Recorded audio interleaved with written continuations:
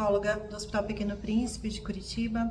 Há mais de 10 anos eu atuo no ambulatório multiprofissional de fibrose cística aqui do nosso hospital, atendendo, acompanhando as famílias, pacientes, crianças, adolescentes com fibrose cística.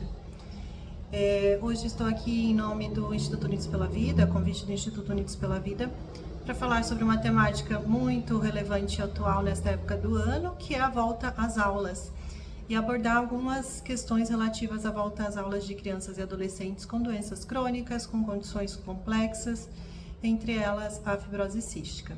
Então, o primeiro ponto que nós podemos considerar relativo à inserção da criança, do adolescente numa escola, no centro de educação infantil, enfim, quais as funções a escola cumpre na vida de uma pessoa? A função de educação formal, de aprender a ler e escrever, de aprender os conteúdos formais da educação, ela é primordial, ela é fundamental. Mas a escolarização, ela traz muito além disso. Estar inserido no meio escolar traz para a criança, para o adolescente, a oportunidade de socialização, a oportunidade de convivência com outras crianças, com outros adolescentes, com outros adultos, né, que são os professores, os educadores nas escolas. Traz as possibilidades de ampliação do seu repertório, da sua forma de ver a vida. Ou seja, a criança e o adolescente vão entrando em contato com outras formas de ser, de estarem no mundo, além daquelas que a gente conhece em casa, além daquelas que a família traz como referência. Isso é extremamente importante para a constituição da personalidade, para a constituição do ser humano como um todo. Estar inserido na escola traz diversas possibilidades relativas ao aprendizado de habilidades sociais, habilidades até, podemos dizer, emocionais, as formas de lidar com as emoções, as formas de lidar com os conflitos. Então, a criança na escola vai viver conflito com outros coleguinhas, vai viver conflitos quando é chamada a atenção e exigida dela alguma disciplina. Ela não vai gostar disso, ela vai se incomodar bastante, e o incômodo pode ser um grande aprendizado para o ser humano. Então, são oportunidades que uma criança precisa ter, precisa passar ao longo da vida, que vão ampliando, que vão aprimorando a sua forma de ser. E isso faz parte do desenvolvimento como um todo. Além disso, as possibilidades de aprender a cooperar, de aprender a olhar para o outro, a empatizar com o outro, a olhar para as necessidades do colega, a se solidarizar, ou seja, aprender também a cuidar das necessidades, das demandas do outro, a escola pode propiciar. E por que a gente tem que pensar todos esses benefícios que a escola traz? É bastante comum que pais, mães, né, os familiares de crianças com doenças crônicas sintam-se inseguros, principalmente no início da vida escolar, porque expor crianças a uma escola, expor as crianças a um ambiente diferente, a um ambiente fora do ambiente domiciliar, traz implícito alguns riscos. E para quem tem uma doença, para quem lida com uma condição crônica como a fibrose cística, esses riscos a gente reconhece, são relativos ao contágio, a maior número de infecções respiratórias, infecções de vias aéreas. E isso geralmente é a grande preocupação que os pais trazem, além de muitas outras relativas, né, como essa criança vai ser cuidada, como é que são administrados os medicamentos, o tratamento durante o período da escola, né? E nós sempre consideramos o quão importante é a gente ponderar. Então, assim, é evidente que expor uma criança a um ambiente com mais crianças, com pessoas diferentes, vai trazer a ela uma exposição também a fatores que podem gerar aí um quadro infeccioso, de infecção de via aérea, de infecção respiratória. No entanto, a gente sabe também que as famílias não vivem, não podem, não devem viver, né, isoladas dentro de casa, não conseguem fazer isso. Então, o pai sai para trabalhar, a mãe sai para trabalhar, os avós, os irmãos vão para a escola, os primos, enfim, existe uma série de fatores que expõem as crianças a esse risco de infecção. Então, é nesse sentido que nós trazemos a reflexão do quão importante é ponderar em que fase da vida, do desenvolvimento, em que faixa etária que meu filho está, que a minha criança está, e o quão demandante, o quão ele mostra que precisa, o quanto ele mostra que precisa dessa interação social, desse convívio. E claro, a partir dos 4, 5 aninhos, a gente tem também uma obrigatoriedade por lei de que as crianças estejam matriculadas em escolas. E aí nós podemos pensar, mas existem direitos também de crianças serem atendidas em domicílio. E essas situações de atendimento educacional em domicílio, nós consideramos que elas precisam ser exceções. São demandas, são necessidades muito raras e que a gente sempre espera que uma criança ou adolescente com fibrose cística não chegue a este ponto, que ele não precise ficar em casa, mas que ele mantenha condições de vida minimamente saudável para ir para a escola, para sair e conseguir conviver com outros adolescentes, com outras crianças e assim receber os benefícios da educação na escola, da convivência escolar. Então, quando temos a inserção ou a volta das aulas, né, a volta da criança, do adolescente para a escola, nós consideramos sim, né, que essa preocupação dos pais, essa preocupação dos cuidadores em relação às infecções de vias aéreas, ela é muito genuína, ela é muito verdadeira e a gente precisa compartilhar disso com vocês. Enquanto equipe de saúde, precisamos estar disponíveis também a amenizar, a esclarecer, né, tanto no sentido de informações, de orientações, mas também de acolhimento, para tentar amenizar essas angústias que a vida escolar pode gerar.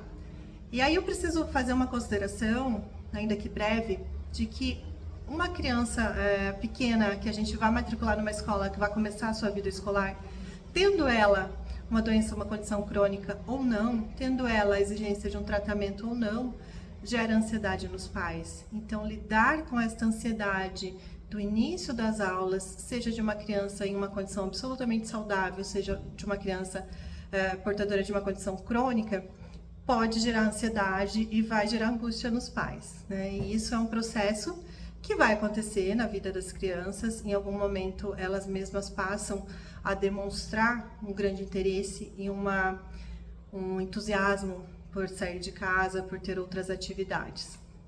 O que nós podemos recomendar para as famílias que sintam-se mais angustiadas, que percebam uma maior insegurança em relação à inserção da criança ou à volta às aulas?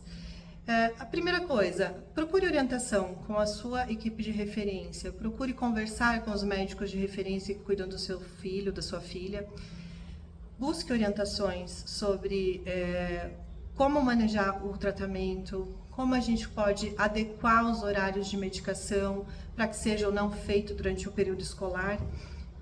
Então, a conversa, o diálogo, as orientações dos profissionais de saúde são extremamente importantes. Converse com os profissionais da escola, diretoria, equipe pedagógica, professores dos seus filhos com fibrose cística, no sentido de tanto alinhar a administração de medicamentos, mas também de orientar a necessidade, por exemplo, de que essa criança, esse adolescente se ausente com maior frequência da sala de aula para uso do banheiro, ou se num quadro ativo de tosse ele precise se ausentar porque ele tem uma tosse mais intensa, que ele possa ser autorizado, que ele tenha de certa forma uma liberdade na sala de aula para atender essas suas necessidades que são fisiológicas. É importante que a escola esteja ciente de que isso são necessidades do paciente com fibrose cística, da pessoa com fibrose cística, e que possa conduzir da melhor forma possível. Essa integração, então, conversar com os profissionais de saúde, conversar com a escola, também pode ser feita de uma forma a integrar esses saberes, esses conhecimentos. Talvez seja possível para os seus centros de referência fazerem contato com a escola. Então, hoje, por contato eletrônico, por contato virtual, a gente consegue comunicar entre os centros de atendimento em fibrose cística e as escolas para transmitir orientações, para informar sobre materiais. O material, por exemplo, do Unidos pela Vida, que trata da volta, a fibrose cística nas escolas, a inserção da criança com fibrose cística nas escolas, é um material de bastante qualidade que ajuda na orientação das escolas, está disponível para download no site do Unidos pela Vida. Esses tipos de materiais, esse conhecimento que se possa ser transmitido entre a equipe da equipe assistencial, da equipe de saúde para a escola, e principalmente via família é fundamental. Então veja, a gente está pensando numa tríade de cuidado, né? A equipe de saúde, com a família, com a escola. E nós temos mais um elemento que é muito importante, que é a própria criança ou adolescente. Então, se a gente recomenda que você converse com os profissionais de saúde para pedir as orientações, sugestões, adequar horários de medicação, nós orientamos que você converse com a escola para saber das possibilidades e melhorar as possibilidades também de convivência da criança ou do adolescente em condição de fibrose cística na escola. A gente orienta também que você converse com a criança e com o adolescente, que vá progressivamente ensinando essa criança, desde que é matriculada na sua primeira escolinha, vai ensinando o autocuidado, vai ensinando que a própria pessoa possa se cuidar. Então, como que a gente se protege hoje de infecção de vias aéreas? Claro, se a gente tem pessoas infectadas, se a gente tem pessoas com quadro de gripe, com quadro gripal no ambiente, a gente tem maior risco. Então, nós vamos conversar com a escola para que as salas sejam mais arejadas, que sejam mantidas abertas, conversar com a escola para que se sinalize se eventualmente, né, os alunos estejam com um quadro gripal, a sua criança possa ou não frequentar a escola naqueles dias. E a própria criança pode ser ensinada a fazer uso de máscaras quando necessário, principalmente adotar o hábito, né, criar o hábito de higienização das mãos.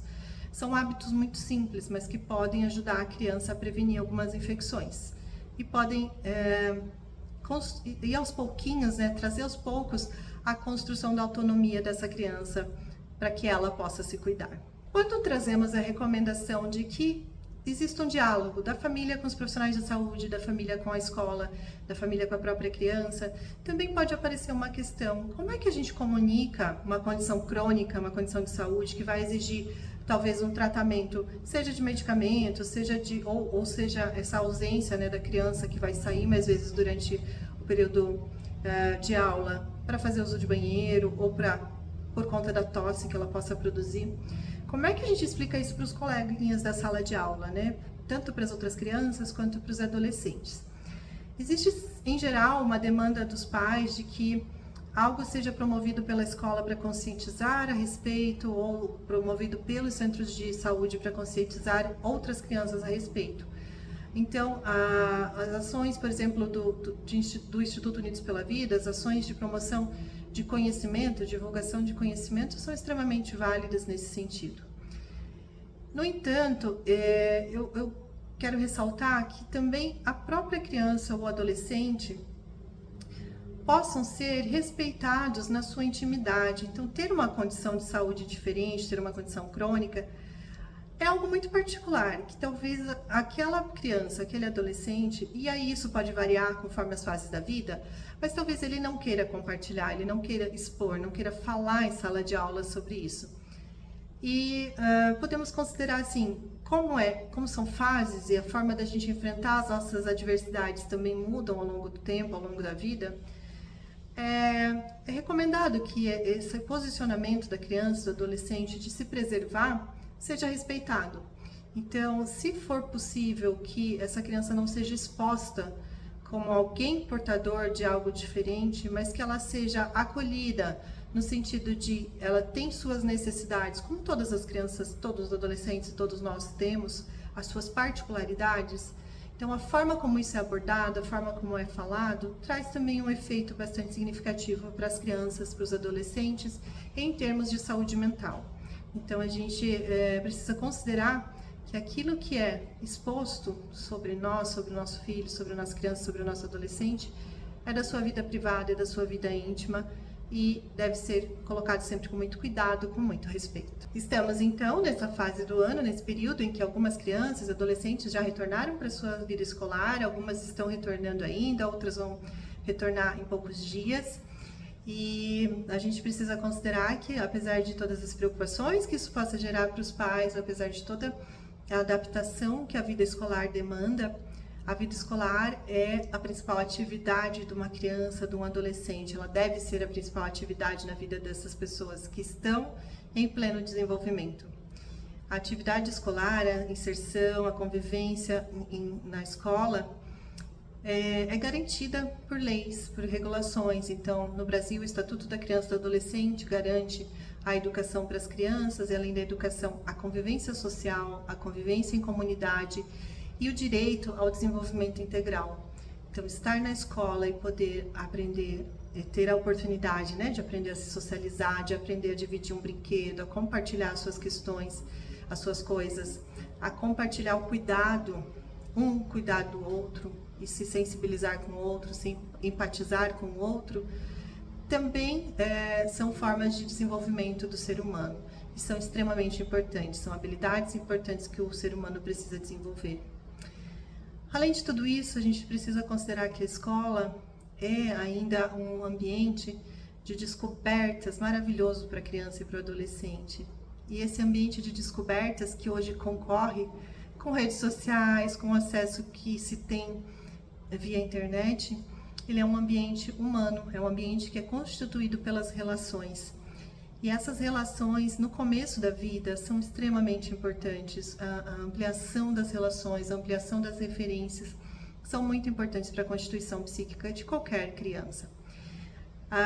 O olhar que a criança tem para as descobertas do mundo é muitas vezes um olhar de encantamento.